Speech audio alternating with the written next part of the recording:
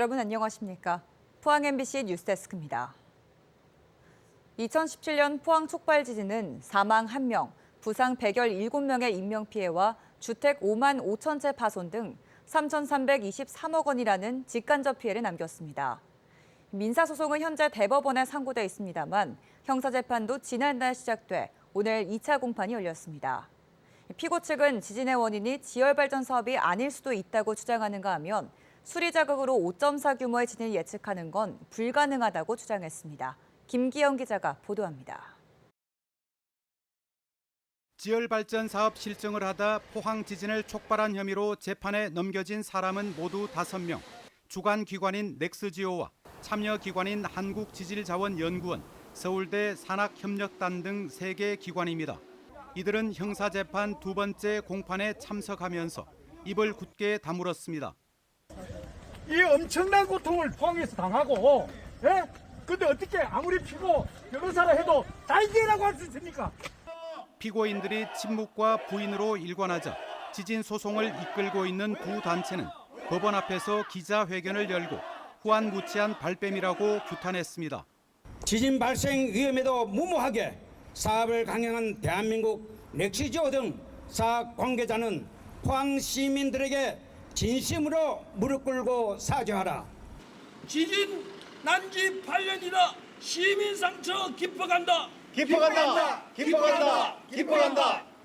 오는 26일 여인욱 전남대 교수와 다음 달 23일 이진한 고려대 교수 증인신문 등 공판은 30-40차례 진행될 것으로 예상돼 판결까지는 상당한 시일이 걸릴 전망입니다.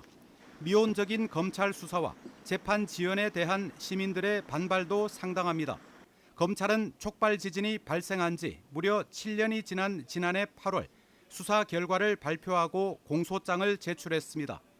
법원도 기소 1년 만인 지난달 15일에야 첫 공판을 열었습니다. 특히 주무부처인 산업통상자원부와 전담기관인 한국에너지기술평가원 담당자들은 업무상 과실을 입증하기 어렵다며 불기소 처분했습니다. 국내외 학자들로 구성된 정부조사연구단과 감사원, 진상조사위원회 등 다수의 기관에서 밝힌 포항 촉발 지진의 원인이 법적 책임 앞에서 다시 원점을 맴돌고 있습니다. MBC 뉴스 김기영입니다. 포항시청 공무원을 사칭한 물품 구매 사기 사건이 발생했습니다. 포항시에 따르면 지난 5일 한 골프용품 업체에 시청 복지과 소속 직원 이름을 도용해 노인 우울증 예방교육 프로그램에 필요하다며 골프채와 골프공 수백만 원어치를 주문한 뒤 물건을 받고 잠적했습니다. 사칭범은 발신번호를 조작하고 가짜 명함과 공문서를 모방한 물품 구매 확약서까지 보냈습니다. 포항시는 공공기관이 물품을 살 때는 반드시 공식 입찰이나 계약 절차를 거친다며 전화나 문자로 주문을 요청할 경우 주의를 당부했습니다. 지난해 대구 새마을금고 4곳이 한 건설사의 불법 대출을 내줘 임직원들이 무더기로 징계를 받았는데요. 불법 대출을 받은 시공사가 부도나면서 새마을금고가 주택도시보증공사를 거치지 않고 시행사에 직접 지급한 거액은 임차인들의 피해로 넘어가게 됐습니다. 임차인들은 새마을금고 등을 상대로 집단 소송에 나섰습니다. 변예주 기자입니다. 짓담한 아파트, 오가는 사람 없이 텅 비었습니다. 지난해 시공사인 시온건설이 부도나면서 공사가 멈춘 겁니다. 이 업체는 울산과 춘천 등에서 민간 임대 아파트를 짓고 있었습니다. 입주를 앞둔 임차인들은 공사 재개를 바라며 문제 원인을 찾기 시작했습니다. 그런데 울산에서는 협력업체 대표 이름의 가짜 계약서가 37층짜리 아파트를 짓는 춘천에서는 38층 계약서가 발견됐습니다. 시공사하고 시행사가 다 있잖아. 짜고 있기 때문에 그 사람들이 너무 이렇게 없는 서민들을 뒷바라먹는다는 그 자체가. 대출기관인 대구 새마을금고 4곳은 이런 유령 세대에도 대출을 내줬습니다. 보증금 중 일부는 주택도시보증공사가 아닌 시행사 통장으로 들어가기도 했습니다. 보통 기출 실행이 되면 계약자들한테 안내 문자가 가거든요. 그런 안내 문자도 없어요. 아예. 그리고 새마을금고는 시온토건으로 전부 다 계속 입금을 해요. 중도금 1차, 2차, 3차 허브 보증서 나오기 전에. 새마을금고 중앙회는 불법 대출로 받습니다. 대출 금액은 수백억 원에 이르는 걸로 파악됩니다. 중앙회는 지난해 조사를 벌여 금고 임원 6명을 해임하고 직원 20명에게 징계를 내렸습니다. 또 시행사 대표 등을 검찰에 고발했습니다.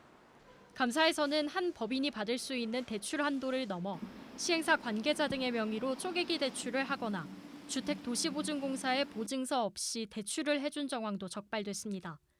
춘천 지역 임차인들은 시행사 대표와 새마을금고 관계자 등 8명을 사기 혐의로 고소했고 울산 지역 임차인들도 이들을 상대로 소송을 준비하고 있습니다. MBC 뉴스 변예주입니다. 고용노동부가 최근 중대재해가 잇따라 발생한 포스코그룹에 대한 합동 수사 전략을 마련하기 위해 긴급 회의를 열었습니다. 회의에는 포항, 광양 등 포스코그룹 주요 사업장 관할 지방관서와 산업안전보건본부 조사관들이 참석해 수사 쟁점과 증거 확보 방안 등을 논의했습니다. 고용노동부는 경영 책임자의 안전보건 확보 의무 이행 여부를 들여다보고 압수수색 등 강제 수사를 적극 활용할 방침입니다. 경상북도는 오늘 포항시와 회의를 열고 포항 영일만대교 건설의 추진 속도를 높이기 위한 방안을 논의했습니다. 이번 회의에선 국토부와 포항시의 견해 차이를 보이고 있는 영일만대교의 2가지 노선 가운데 지역의 필요성과 주변 환경을 고려했을 때 더 적절한 노선에 대한 의견을 나누고 예산을 줄이는 방안 등을 논의했습니다. 경상북도는 이번 회의 내용을 바탕으로 적절한 노선안을 정부에 건의할 계획입니다. 이재명 대통령이 지역 발전을 위해 전국을 5개 초광역권으로 만드는 이른바 5극 3특을 제시했습니다. 광역자치단체마다 행정통합과 같은 대응책 마련에 나서는 가운데 대구시와 경상북도도 기조에 발맞추는 모습인데요. 현안 해결과 국비 확보를 위해 공조하는 움직임을 보여 주목됩니다. 윤태호 기자가 취재했습니다. 이재명 대통령이 지난달 3일 취임 30일 기자회견을 하면서 5극 3특을 언급했습니다. 동남권과 대경권, 충청권, 호남권 등 지역을 4개 초광역권으로 만들어 수도권과 함께 5극 체제로 만들겠다는 게 핵심입니다. 수도권 집중화를 막고 지역 균형 발전을 도모하기 위한 특별 조치로 앞으로 이 틀 안에서 국비 지원이 이루어질 거라고 말했습니다. 대한민국이 수도권 1극 체제다. 다 수도권으로 몰린다. 그러니까 이 극을 몇 개 더 만들자. 여기는 앞으로 저희가 지금 뭐 정책이든 재정이든 집중하려고 합니다. 광역지자체마다 대응 방안을 찾느라 고심 중인 가운데 대구시와 경상북도는 공동 현안에 힘을 모으는 모양새입니다. 먼저 대구 경북 통합 신공항을 택했습니다. 동력을 잃고 표류하는 이유가 지자체가 감당하기 힘든 현재 추진 방식에 있다고 보고 국비 지원 등 정부가 나서달라고 한 목소리를 내고 있습니다. 지난 1일 대통령 취임 후 처음으로 열린 시도지사 간담회에서 김정기 대구시장 권한대행과 이철우 경상북도 지사가 이구동성으로 통합신공항 정부 지원을 건의한 것도 이런 맥락입니다.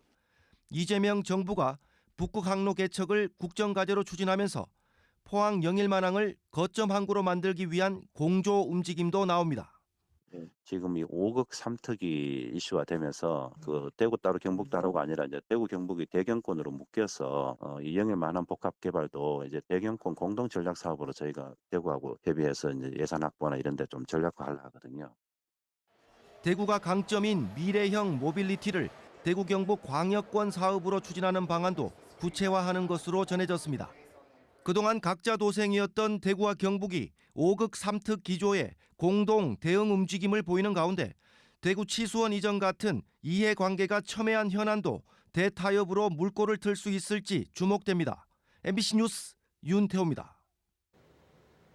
경주시는 인왕동 선덕내거리 일대에 스토리텔링형 인왕동 문화공원 조성 사업을 실시해 오는 10월 완공한다고 밝혔습니다. 인왕동 문화공원에는 선덕여왕 동상과 경관 조명, 화단이 설치돼 방문객이 역사 이야기를 체험하며 즐길 수 있는 공간으로 꾸며집니다. 특히 선덕여왕을 테마로 한 역사해설 프로그램과 소규모 공연, 전시 행사를 기획해 사계절 역사 문화공간으로 운영할 방침입니다. 지난 2022년 대형 산불 피해를 입은 울진군 덕구리와 상당리 일대 47.6헥타르의 산림이 최초로 국립생태숲으로 지정됐습니다. 국립울진생태숲에서는 생물 다양성이 높은 산림을 보전하고 산불로 훼손된 숲과 생물 다양성 회복을 위한 연구, 교육, 체험 활동이 이뤄질 예정입니다. 산림청은 이번 생태숲 지정과 연계해 산림 복원 등을 연구하는 국립울진산림생태원을 오는 2027년까지 조성할 계획입니다. 농촌진흥청이 소비자 패널 1,000명을 대상으로 민생회복 소비 쿠폰 사용 계획을 온라인으로 조사한 결과 83.5%가 먹거리 구매에 사용할 계획이라고 응답했습니다. 이는 코로나19 재난지원금 지급 당시 먹거리 구매 의향보다 20%포인트 이상 증가한 것이라고 농촌진흥청은 설명했습니다.